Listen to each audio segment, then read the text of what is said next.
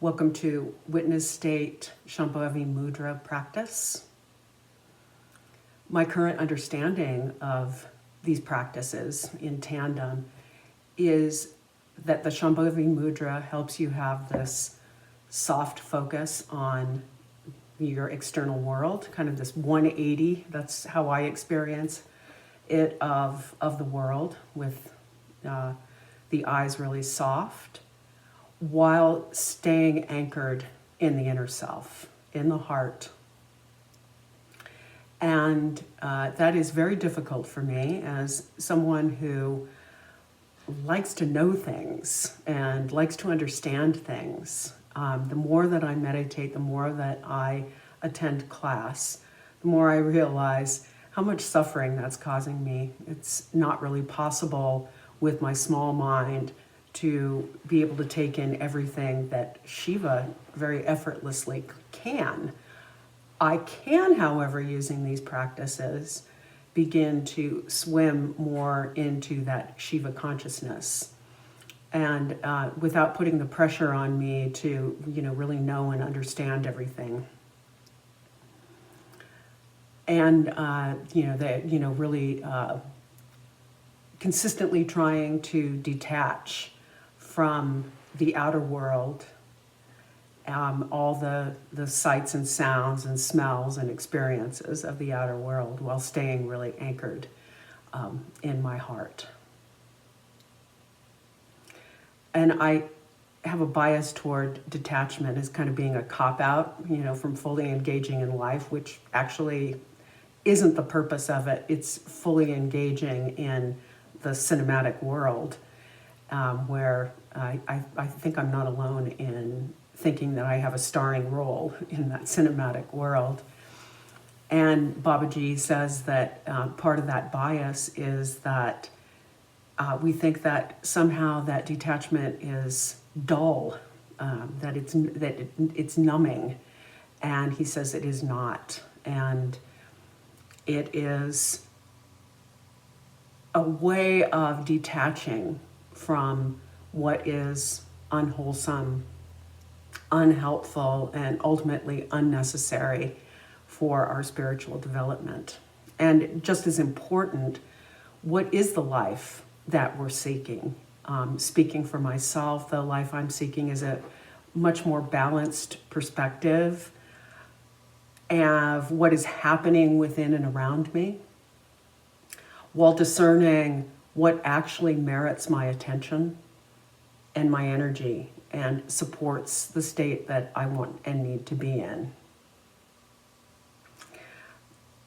The witness state practice is really well suited for these times where the attention industry is profiting really from taking our focus out of ourselves and putting it onto current events or air fryers or whatever the kind of hot ticket of the week is, on social media and in the media in general.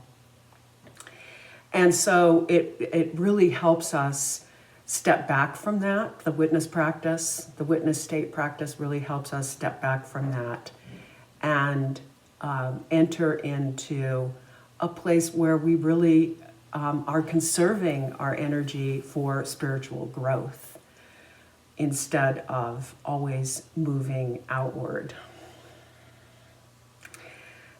And so another thing that we are doing in witness state practice is honing the buddhi. And I have a passage to read from Sacred Journey, where the mind's capacity to discriminate is what we're honing. A sharpened buddhi is an important tool in spiritual growth because when buddhi is trained and polished, it has the ability to separate itself from the effects of the instinctive mind.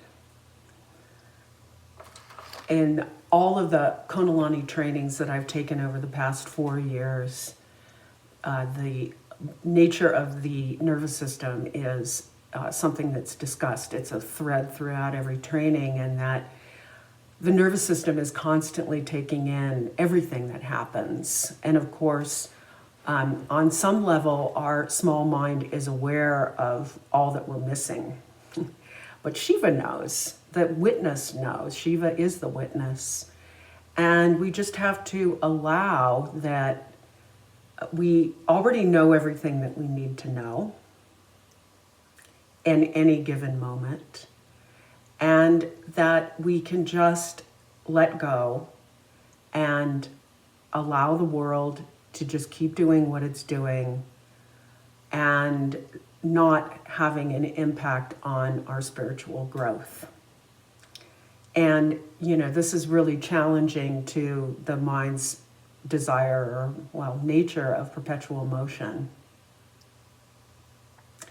We're training our minds by using witness practice and ShambhaviMudra to be supremely conscious, like Shiva, yet unmoved by all the moving parts around us. And we're practicing in our life off the cushion how to stay anchored in that detachment from the world and our real desire, our real wish to grow spiritually. So let's practice that in the ShambhaviMudra. You can begin by setting up in that. You might want to turn away from your screen and gaze at a guru photo or a work of art, maybe from Faith's collection, or a murti. And begin you're going to have your eyes opened throughout this practice. You might want to prepare with Satyam's teaching of having the palm of your hand just a little bit away from your face and just softly gaze at your hand without any judgment, description of your hand, just seeing your hand as a whole. And then slowly lowering the hand back to your lap and practicing that soft gaze where your eyes are almost closed. And as I alluded to before, that there's this 180 gaze that you're seeking to cultivate of your peripheral vision and forward to whatever object you're focusing on.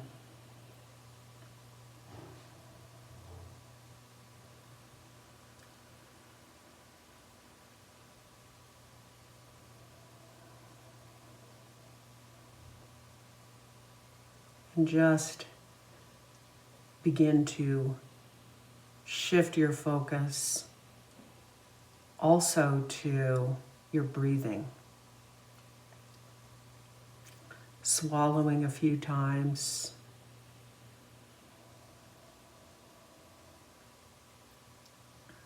To clear the throat. That nice through passage from the third eye to the heart center.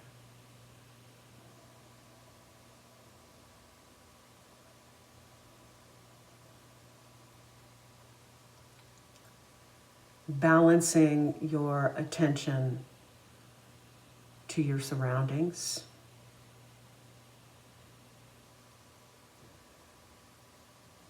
With that internal attention to the inner self.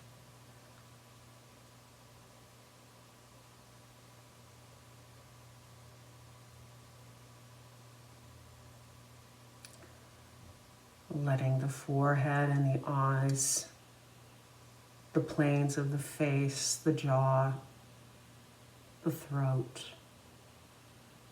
progressively relax.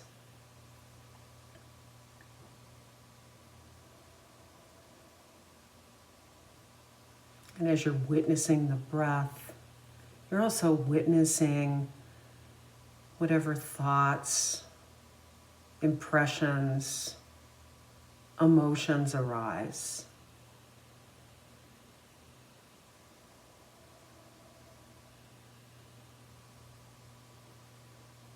Without getting carried away by them.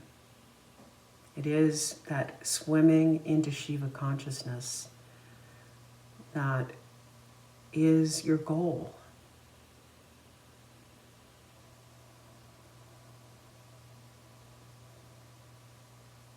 And that takes purposefulness and strength to keep yourself from getting buffeted about by the thought waves of the mind.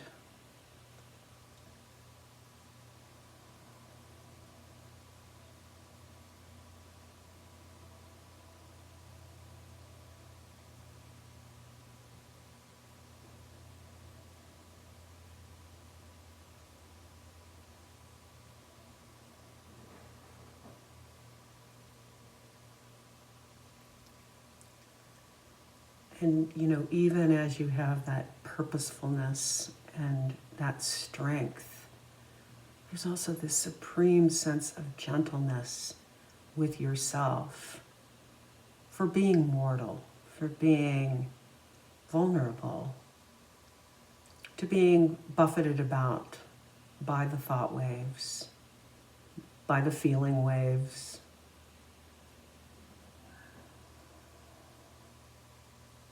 And like any swimmer, continuing toward the goal.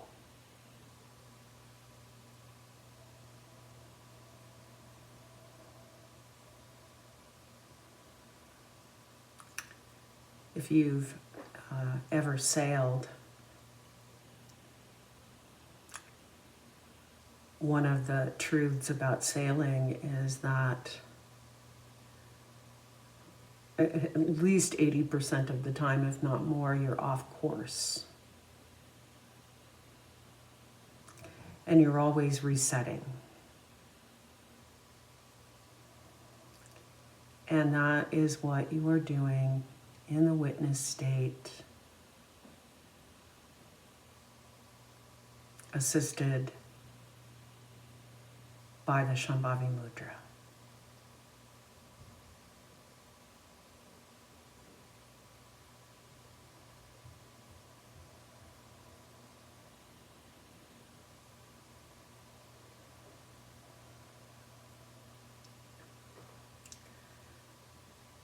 And your focus is, you are still balancing between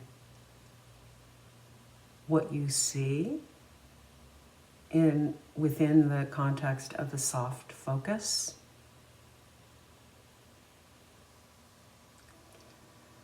and your breath and internal awareness.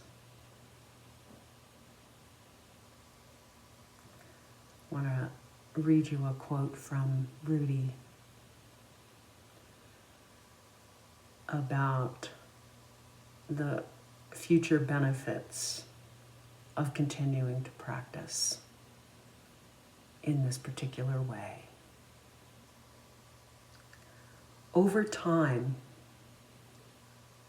keeping our energy inside becomes our natural state, rather than something we have to reach for.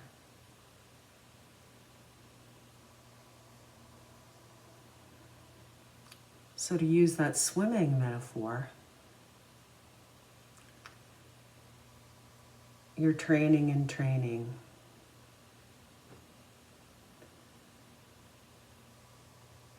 Trying to swim as many laps as possible.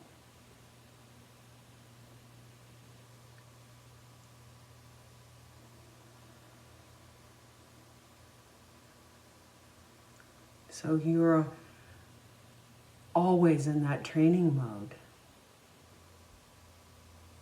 of training your attention. of detaching from sight and sound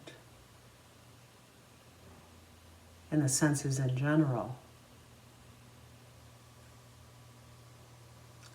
while returning to that internal experience again and again.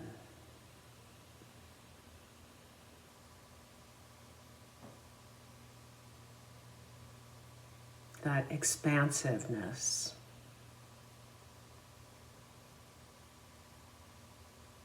Those moments of transcendence where you realize you really are truly balanced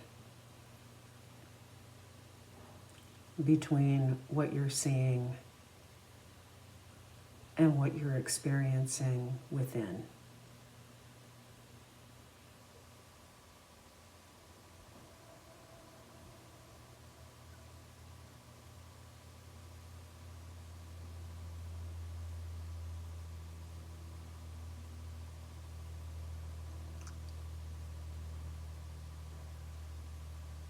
And letting all those fluctuations of mind and memory come and go as you stay buoyant.